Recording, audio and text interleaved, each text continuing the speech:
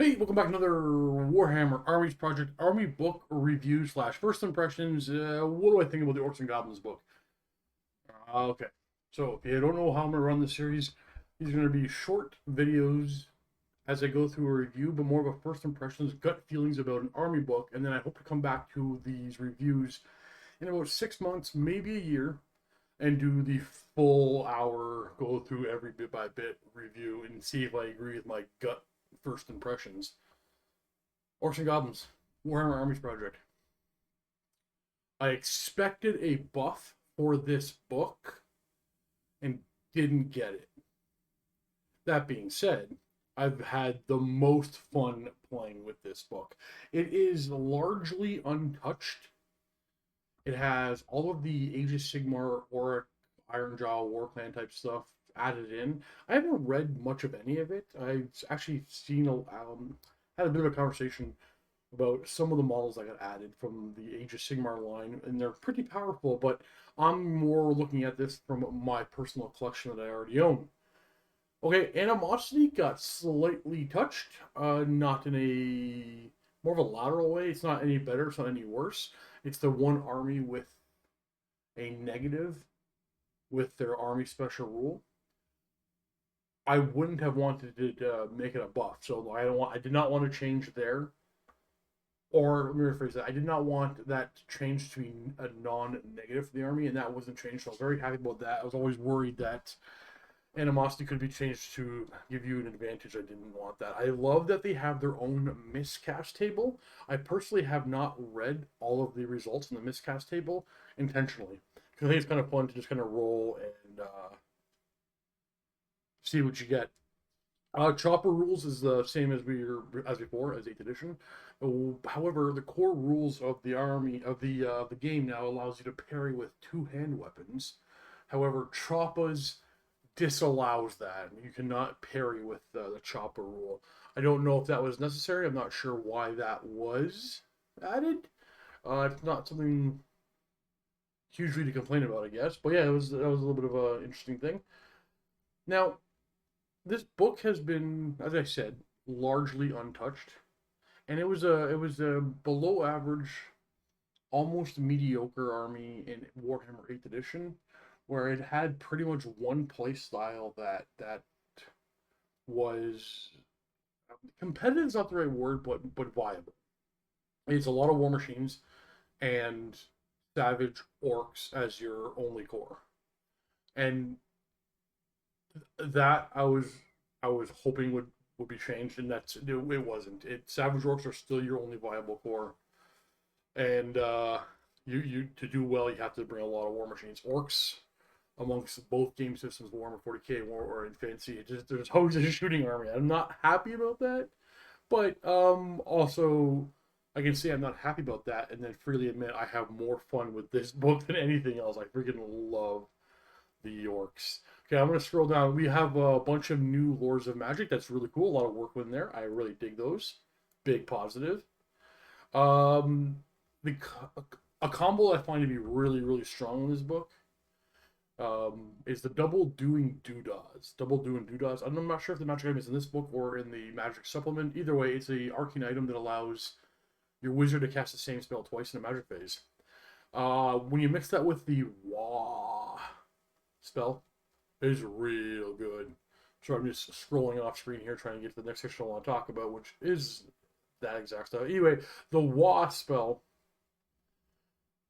Oh no, there's just so many pages. There's a lot of unit options for this army. I think that's obviously a fantastic thing. Oh, we're gonna skip over special characters as we do, because I don't think, in my opinion, they're never meant to be balanced. Some of them are garbage, some of them are really good. Here's the part of the video where we're just gonna watch me scroll for a second. There we go. We got to it.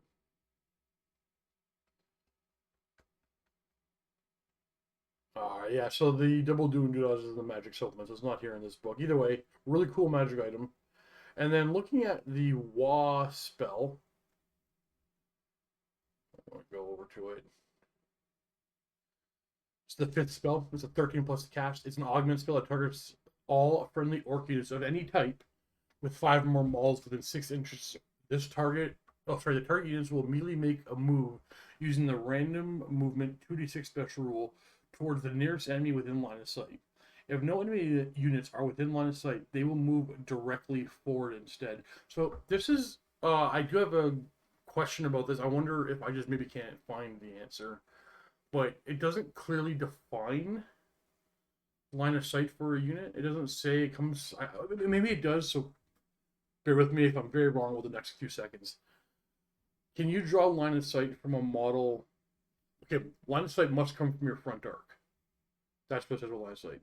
But can you draw a line of sight from the front arc of the rear model, so long as, maybe I should have made a drawing to articulate this. If a unit is directly beside a unit, I'm going to choose better words. Let's say a unit of 5 Skaven gutter runners are directly beside a unit of 20 orc boys. The gutter runners are not in the front arc of the orc boys, so WA will not allow them to charge in, except, let's say the Skaven gutter runners, while they're in the side arc, are in the front arc of the rear models. Now, the orcs can't see past their own models, but they can see out the side, so long as out the side is in that model's front arc. I may be overthinking this. This is completely ridiculous. I'm never ever going to use this spell that way. But you can argue that the unit can then pivot a little bit and then move into those Skaven because the unit can see them. That's neither here nor there. If you don't understand what I'm saying, or if it sounds convoluted, gloss over this, ignore it. If you understand what I'm saying, and you're like, no, clearly that doesn't, not the intent. I agree, it's probably not the intent. Either way, the WA spell allows you to move 2d6 with the random movement, but it allows you to like make contact as if you are charging. I think it's a fantastic spell. It's an old spell, I think from like 7th edition, maybe 6th edition Orcs, but I'm super happy it's back, and the double duo and doodles makes it real good. So gloss over everything I said about that spell. If I'm trying to, or overthinking it, almost gaming the system, not my intent, and I'm never going to do it. It's something I want clarified. Now let's talk about the actual units. See if I agree with myself 6 months from now. I'm gonna skip over most of the characters and move right to the core. An interesting choice done here today was Orc Boys and Savage Orcs look like they're more expensive. They're not. They're just forcing you to purchase a shield that 8th edition did not make you do.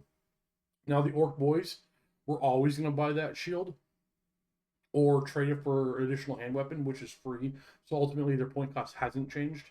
However, if you did want to have an Orc Boy with just a hand weapon and no shield, your unit got more expensive. You were forced to buy that shield. I don't think that was a necessary change, but ultimately not that bad. Same with Savage Orcs. You are forced to buy the shield, but it costs nothing to replace the shield with an additional hand weapon, and you're going to do that 100% of the time. So nothing to complain about, just an interesting choice.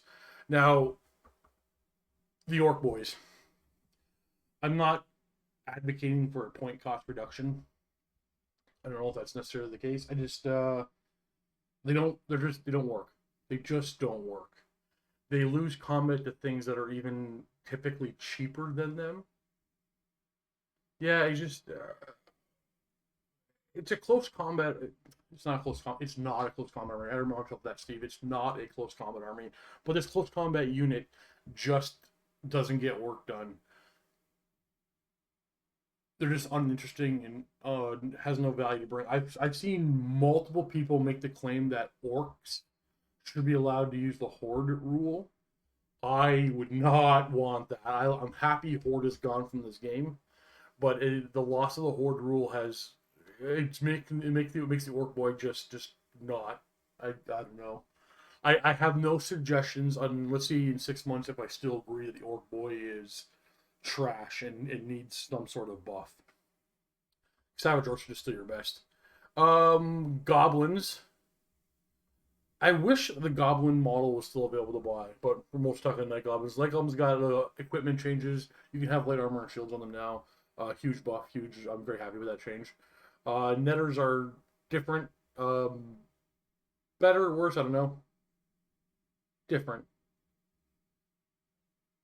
I would say arguably better, but come back to that, I guess. The Goblin Wolf Riders are a real tragedy, I think. I think the core rules of the game have nerfed them into the ground to the point of almost unusable or unusable. So Goblin Wolf Riders, they gained impact attacks from being cav. That's a nice bonus. However, the new weapon skill chart not over penalizes, it really penalizes their weapon skill too. It's a hit. This unit was already not viable, already not an efficient use of your points. You were just always better off bringing like a lone goblin hero on a wolf to do the job this unit would do.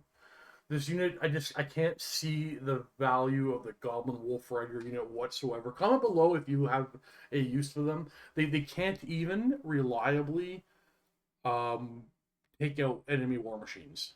And that's a like enemy war machines got like sorry war machines defensively got a huge buff, but the nerf to the goblins, not the nerf the goblins themselves took, but the overall rules of the weapon skill chart, weapon skill 2 really hurts the goblins to the point where it's unfortunate. Like you have some, you don't need them anymore. Black Orcs were a huge disappointment for me with this book. Black Orcs were widely considered unusable in 8th edition. They were a fluff thing. They were way overcosted. They didn't perform. They went up like 2 points a model this book. Now, they did technically in a roundabout way get a buff. They still have heavy armor. Heavy armor is better in this edition, obviously, because it gives you a 3-up armor save. Sorry, a 4-up armor save. You can buy shields for a 3-up armor save. 15 points a model if you buy the shields for this unit. A 3-up armor save, strength toughness 4, 1 attack each. Nope, just not worth it. The argument of psychology, they do the Chopper's rule. They have additional hand weapons and great weapons. It's kind of cool. They're just too expensive, and I expected a point cost reduction for them in this edition, and instead got a point cost increase. That was a huge disappointment. Orc Boar Boys. This is the Orc Boar Boys, and then even the Orc Boar Boy Biggins. They're very disappointing. They received a massive buff with the boars being strength 5 on the charge, causing strength 5 impact attacks. That's ridiculous. It's so good. The loss of armor that these models have because they lost the mounted bonus,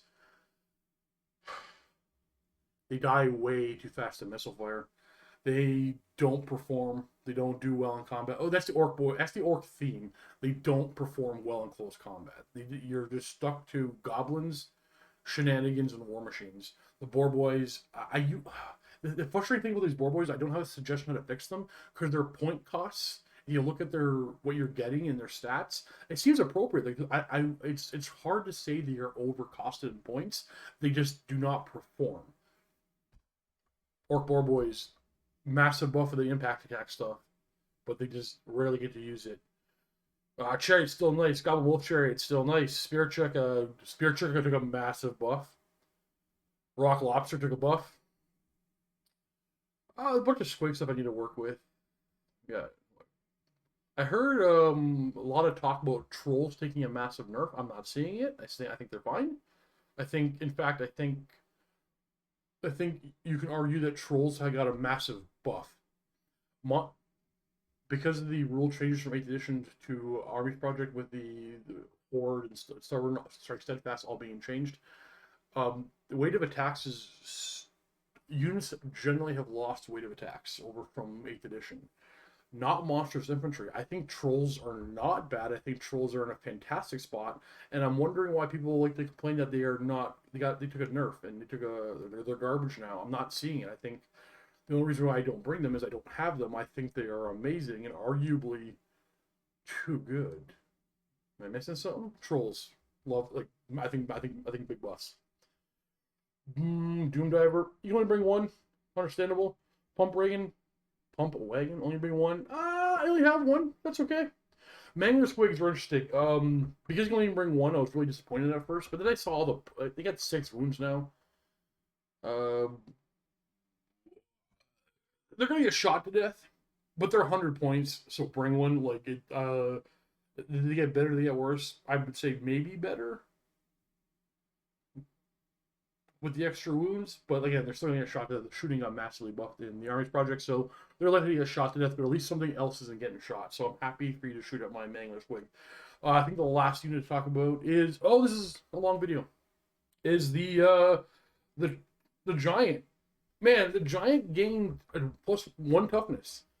Uh, it helps them against crossbows, I guess, handguns. This thing is 200 points. I freaking love the giant. It's one of my favorite models in the line. It just isn't worth 200 points. If you're bringing a giant to your list in your game, you are toning down your list. They just always get shot to death. Rarely perform. Took some nerfs in that the way their swing with club works. I don't think that was necessary. The giant falling over kind of better, I think, kind of a lot better. 200 points usually wasted in your army. Real unfortunate. So hoping for a bit of a buff for the giant, other than the +1 toughness, though that is sorely needed. Maybe the giant. I think the giant's like maybe 50 points over cost. 150 points tops, maybe less. Warpaint for another 20 points. That's 10 points tops. Yeah, very overpriced model. So Orcs and Goblins, very fun. Probably the most fun. I freaking love this army. I have a blast with it. A few things took a buff that I don't own, like Trolls, in my opinion. Comment below if you disagree. Double Do and Doodah's amazing. The Wasp spell, amazing. Night Goblins still very, very good. War Machines took buffs. Their play style from 8th edition to Armies Project just took a straight up buff. If you copy and paste your army in that kind of regard. However, the things that I would expected or wanted to change, I would have wanted to see Giants more viable, Black Orcs more viable, regular Orcs more viable, and they just weren't. And the Goblin Wolf Riders took a hit, which was a little unfortunate. That's how I feel. Let's see if I agree with myself in 6 months from now. Thanks for watching. Stay tuned for more of these. I'll try to get a couple out a week. This one's almost twice as long as I expected it to be. I'll try to keep it faster next time. Thanks for watching. Happy wargaming.